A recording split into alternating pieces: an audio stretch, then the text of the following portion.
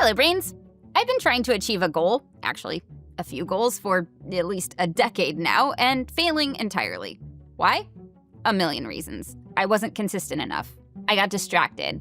I was too tired to make progress on it. I forgot the supplies I needed to make progress on it. I didn't feel like doing it. Other stuff got in the way.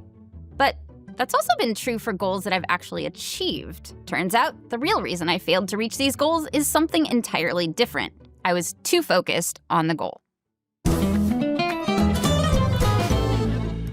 Huh? How could being too focused on a goal get in the way of us reaching it? Let me explain. Focusing on the goal makes it so we put effort into it. We think about it, take steps toward it, tell people about it, and evaluate our progress to see how much further we have to go. We try really, really hard to reach it, and effort absolutely matters. It's an important part of reaching a goal. But effort alone isn't what gets us there. In fact, focusing on the overall goal and trying really hard to achieve it can make us painfully aware of how far we still have to go, which can be super discouraging. And if we run into an obstacle, focusing on just the goal itself and how much we really want to achieve it doesn't help us navigate that obstacle.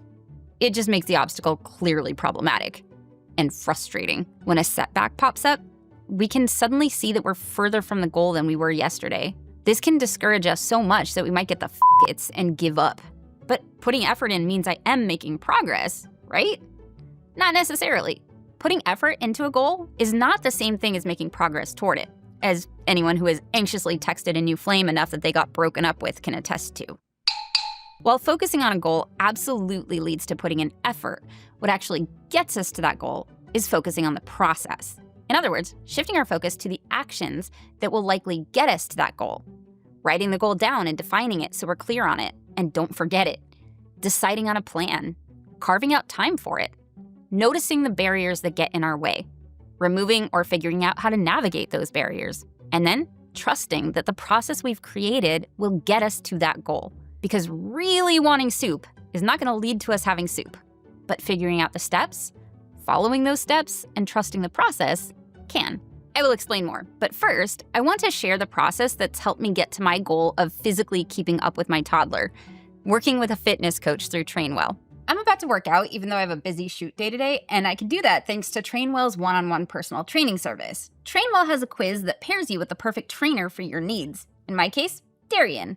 Your trainer then plans workouts for you based on the equipment and time that you have available that you can follow just by opening the app and hitting start. I've tried a lot of different ways of working out over the years, and I've always really struggled to be consistent with it. Trainwell is the first thing I've actually been able to stick to because the process is ADHD friendly. I can work out from home with stuff I already have at a time that works for me. I don't have to think about what I'm supposed to be doing for my workout that day because my trainer has already planned my workout for me, and I don't have to remember to do it. I can see right in the app when my workout days are, and if I miss them, because I will, my trainer checks in. I love that it's easy to message back and forth. Plus, I can schedule video check-in calls for when my goals change or when life is making it hard for me to reach them. Since I became a mom, we've had to do a lot of troubleshooting, and she's done a lot of checking in and adapting my workouts as needed. Lately, I've realized I need to do my workouts in the evening because the mornings are just too hectic. Thankfully, she's been able to help with that too, including helping me figure out the timing of eating versus workout versus bedtime. It's been so helpful to have an actual human planning my workouts and providing accountability, while still having the flexibility to work out when and where it works best for me. If you'd like to try Trainwell, take the quiz to find your perfect trainer and get 14 days of free training here. go.trainwell.net/howtoadhd. It's in the description as well. Check it out. Where was I? Ah, yes. Trust the process. But Jessica, yes, Jessica, what if the process can't be trusted? What if I trust the process and put all this time and energy into it and it turns out it isn't working after all? What if it turns out I'm never gonna get there by doing this process because maybe I'm building in the complete wrong direction? What if the plan I made isn't gonna work? What if the process isn't getting me there fast enough?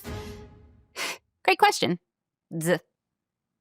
First things first. There's a reason some of us anxiously and perpetually evaluate our progress toward a goal, especially if it's an important one.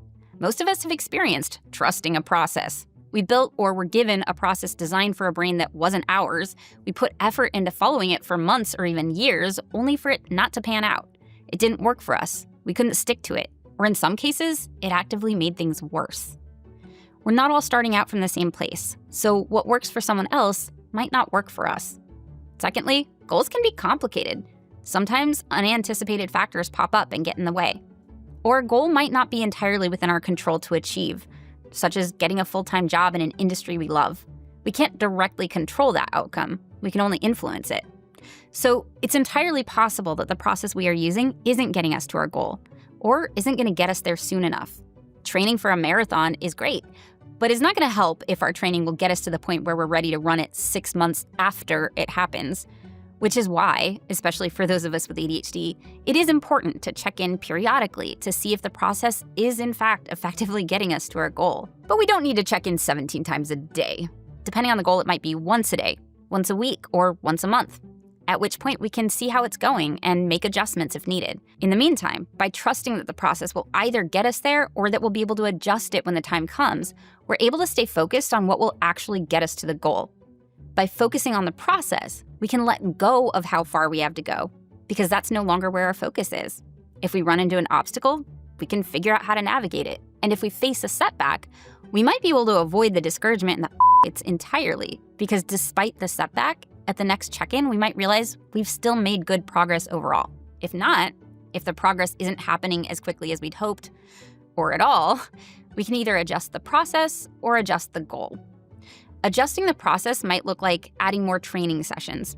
Adjusting the goal might look like swapping be able to run the full marathon with be able to complete it, even if that means we need to walk.